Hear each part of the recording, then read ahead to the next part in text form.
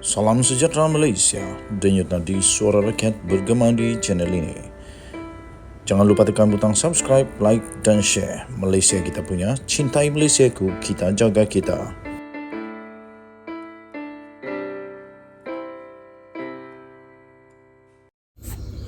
Salam sejahtera Malaysia, denyut nadi suara rakyat bergema di channel ini. Pastinya berita tentang SPRM akan menjadi semakin hangat dan akan menjadi topik yang paling akan terus mewarnai, memenuhi ruang-ruang media sosial. Kerana apa?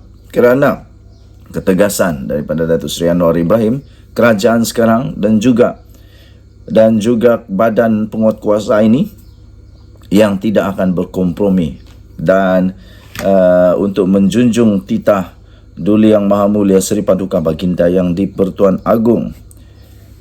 Siasatan SPRM, Menteri minta media beri ruang dan jangan membuat spekulasi. Menteri Sumber Manusia V. Sivakumar mengesahkan bahawa Suruhanjaya Pencegahan Rasuah Malaysia SPRM mengesahkan telah menahan seorang pegawai kanan ketika serbuan di kementerian itu di Putrajaya pagi ini. Saya maklum berkenaan penahanan pegawai daripada pejabat saya, katanya. Tambahnya, memandangkan perkara ini masih dalam siasatan pihak SPRM, saya tidak dapat memberikan sebarang komen berhubung perkara ini. Tambahnya lagi, saya dan Kementerian Sumber Manusia KSM akan memberi kerjasama penuh kepada agensi siasatan sekiranya diperlukan, katanya menerusi satu kenyataan media sebentar tadi.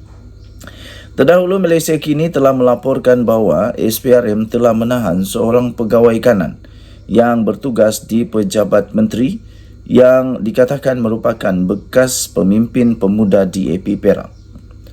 Sumber dalaman SPRM memberitahu turut ditahan seorang ahli perniaga berasal dari Ipoh, Perak bagi membantu siasatan. Ketika dihubungi, Ketua Pesuruhjaya SPRM pula iaitu Azam Baki mengesahkan bahawa tangkapan itu berkaitan dengan dakwaan rasuah yang melibatkan sebuah agensi pengambilan pekerja asing. Katanya, kes rasuah berkaitan kuota pengambilan pekerja asing. Katanya dalam pesanan teks ringkas kepada Malaysia kini. Sementara itu, Siva Kumar meminta supaya pihak media memberikan ruang kepada SPRM untuk membuat siasatan dan tidak membuat sebarang andaian. Katanya, saya berharap pihak media tidak membuat sebarang andaian atau spekulasi yang boleh menjejaskan mana-mana pihak sehingga agensi siasatan berkenaan selesai, katanya. Tuan-tuan dan puan-puan, denyut nadi suara rakyat bergema di channel ini. Ini membuktikan bahawa Datuk Seri Anwar Ibrahim dan penguatkuasa SPRM tidak akan bertoleransi dan tidak akan pilih bulu. Tidak ada terpilih. Semua orang akan diambil tindakan, termasuklah daripada parti kerajaan. Ini baru betul. Jadi siapa yang dok kata kerajaan sekarang ini kejam, zalim kerana hanya ambil tindakan kepada pembangkang, tidak. Datuk Seri Anwar Ibrahim tetap akan ambil tindakan kepada siapa saja. Kerajaan ini adalah kerajaan yang adil kerana semua orang, tak kiralah kamu pembangkang ke, tak kiralah pemimpin kerajaan ke, kalau salah tetap salah. Dan inilah yang terbaik. Dan saya fikir negara Malaysia dalam keadaan yang dalam perjalanan untuk sembuh daripada penyakit rasuah ini, daripada pandemik rasuah ini, daripada kegiatan yang amat jijik ini yang merosak negara Malaysia. Denyut nadi suara rakyat bergema di channel ini. Bye-bye. Salam sejahtera Malaysia. Selamat pagi tuan-tuan dan puan yang dihormati sekalian. Denyut nadi suara rakyat bergema di channel ini. Tuan-tuan dan puan yang dihormati sekalian, ada satu berita yang saya ingin kongsikan kepada semua. Perkara ini sangat penting dan perlu diketahui oleh seluruh rakyat. Tapi ini pasti akan membuatkan PAS lebih pening kepala. Tok Guru Hadi Awang lebih pening kepala. Dan ramai lagi yang akan jadi pening kepala. Jangan pening kepala sampai batal puasa pula. Okey, selamat menyambut bulan Ramadan, dan tidak lama lagi, mungkin dalam beberapa puluh hari, berapa hari 23 hari bulan, tapi tak lama lagi akan Syawal. So, selamat menyambut bulan Syawal kepada semua yang menyambut hari raya. Okey, MP PAS boleh didakwa menghasut berhubung soalan provokatif. Apa provokatif ni? MP PAS boleh didakwa menghasut berhubung soalan provokatif. Sambil menyatakan bahawa tiada kebebasan bersuara mutlak di Parlimen, pemimpin DAP P. Ramasamy berkata, Ahli Parlimen PAS Ismail Abdul Muttalib boleh didakwa di bawah Akta Hasutan berhubung soalan provokatifnya di Dewan Rakyat baru-baru ini. Dia juga menggesa supaya ahli Parlimen Marang itu meletak jawatan dengan alasan Ismail tidak layak menjadi wakil rakyat. Pada nota yang sama, Timbalan Ketua Menteri Dua Pulau Pinang itu meragui jika kepimpinan PAS atau Perikatan Nasional akan mengambil tindakan terhadap Ismail. Katanya, kadang-kadang saya tertanya-tanya sama ada terdapat perbezaan di antara beberapa wakil rakyat kita dan bekas penyokong tegar sistem apartheid di Afrika Selatan.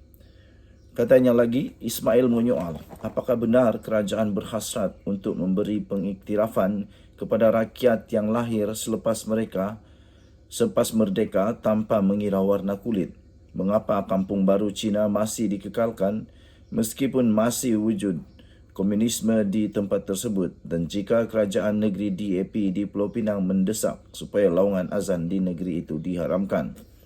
Adalah pelik bahawa selepas lebih 6 dekad kemerdekaan, negara yang menjadi penandatangan kepada pelbagai konvensyen PBB mengenai hak asasi manusia dan menentang sistem apartheid di Afrika Selatan serta pembela gerakan emansipasi lain, ahli parlimen hari ini bukan kejutan seorang ahli PAS mempunyai keberanian untuk membangkitkan soalan-soalan yang menjengkelkan jika tidak sekalipun benar-benar bodoh, katanya.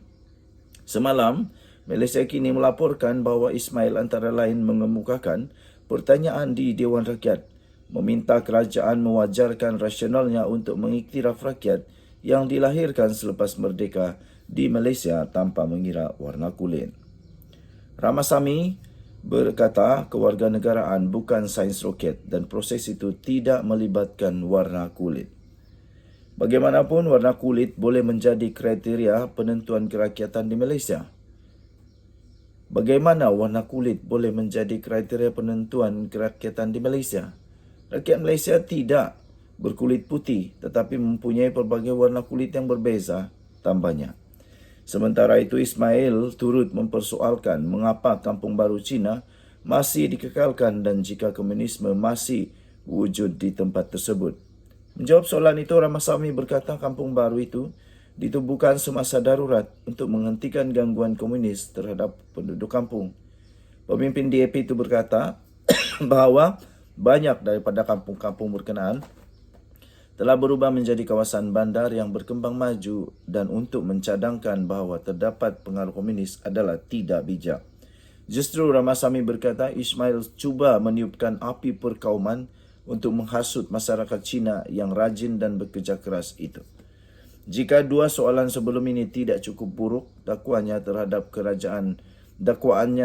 kerajaan negeri DAP Pulau Pinang yang kononnya melarang laungan azan adalah berbau hasutan dan cuba mengapi-apikan sentimen perkauman. Katanya, tidak ada perkara seperti kebebasan bersuara mutlak di Parlimen. Malah, Ismail boleh didakwa atas kesalahan menghasut, katanya.